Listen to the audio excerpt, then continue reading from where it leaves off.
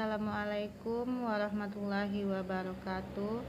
Perkenalkan Bapak-bapak, Ibu-ibu, nama saya Pepi Hermila dengan NIM 860425596. Saya mahasiswa dari UT Padang.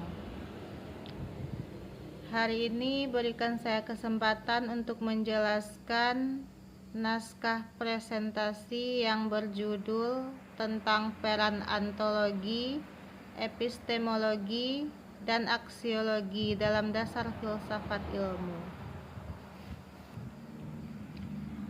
Baiklah, pada kesempatan kali ini saya akan menjelaskan 3 pilar utama yang menjadi fondasi seluruh ilmu pengetahuan, yaitu ontologi, epistemologi, dan aksiologi. Ketiga hal ini bukan sekedar teori filsafat, tetapi menjadi jawaban bagaimana kita mengetahuinya dan untuk apa ilmu itu kita gunakan. Mari kita bahas satu persatu secara beruntut. Yang pertama, ontologi. Apa objek kajian ilmu? Secara sederhana, ontologi adalah cabang filsafat yang membahas tentang keberadaan atau hakikat segala sesuatu. Dalam ilmu pengetahuan, ontologi menjawab pertanyaan: apa kajian ilmu? Apa hakikat realitas yang kita pelajari? Objek kajian ilmu terbagi menjadi 2, objek material dan objek formal.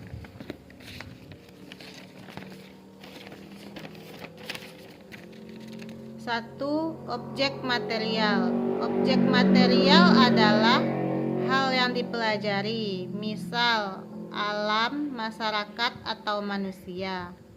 Yang kedua, objek formal. Objek formal adalah sudut pandang atau cara kita meninjau hal tersebut. Contoh, biologi memandang makhluk hidup dari struktur dan fungsinya, sedangkan agama memandang makhluk hidup dari penciptaan dan tujuannya. Ontologi memberi batasan jelas apa yang bisa dan perlu dikaji ilmu, serta apa hakikat kebenaran dari objek tersebut. Apakah nyata, abstrak, atau ada di pikiran kita saja. Tanpa ontologi, ilmu tidak punya objek yang jelas untuk dipelajari. Yang kedua, epistemologi. Bagaimana ilmu diperoleh dan diuji? Jika ontologi menjawab apa, maka epistemologi menjawab bagaimana kita mendapatkan ilmu itu dan bagaimana kita tahu itu benar. Ini berkaitan erat dengan asal-usul sumber, cara mendapatkan, dan metode pengajuan kebenaran ilmu. Sumber ilmu bisa berasal dari akal budi, rasionalisme, pengalaman, indrawi, empirisme, atau wahyu. Cara memperolehnya melalui metode ilmiah, observasi, hipotesis, penelitian, hingga menyimpulkan. Kebenaran ilmu diuji dengan konsistensi logika, kesesuaian dengan fakta atau kegunaannya.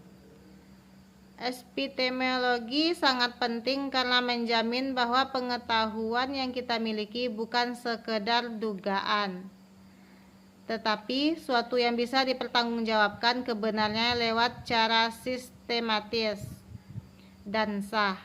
Inilah yang menyebabkan ilmu dengan mitos atau kepercayaan semata.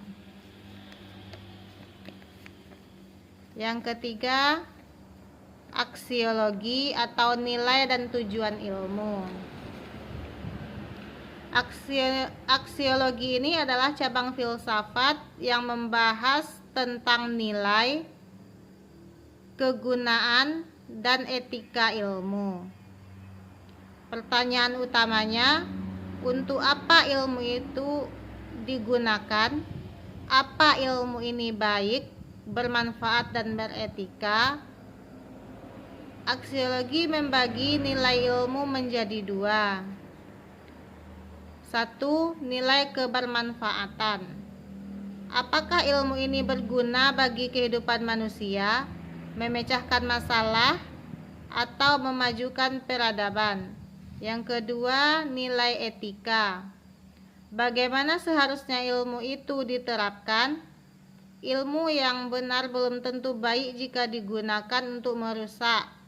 Contoh, ilmu senjata bisa mempertahankan negara, tapi juga bisa membunuh. Disinilah aksiologi mengatur batas moral dan tujuan ilmu. Tanpa aksiologi, ilmu hanya menjadi pengetahuan kosong atau bahkan berbahaya karena tidak memiliki arah dan nilai kemanusiaan. Keterkaitan ketiganya sebagai fondasi, hal ini tidak berdiri sendiri melainkan satu kesatuan yang saling menguatkan, membentuk filsafat ilmu. 1. Ontologi memberikan substansi atau isi ilmu, apa yang dibahas. Yang kedua, epistemologi memberikan metode dan keabsahan, bagaimana cara tahu dan membuktikannya.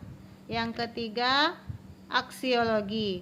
Aksiologi memberikan arah dan makna untuk apa dan seberapa berharga ilmu itu.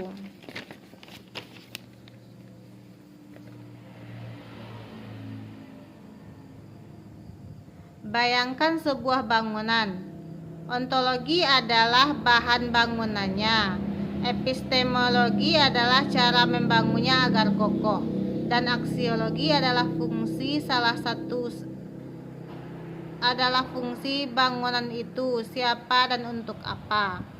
Tanpa salah satu saja, ilmu tidak akan utuh, tidak benar atau tidak berguna.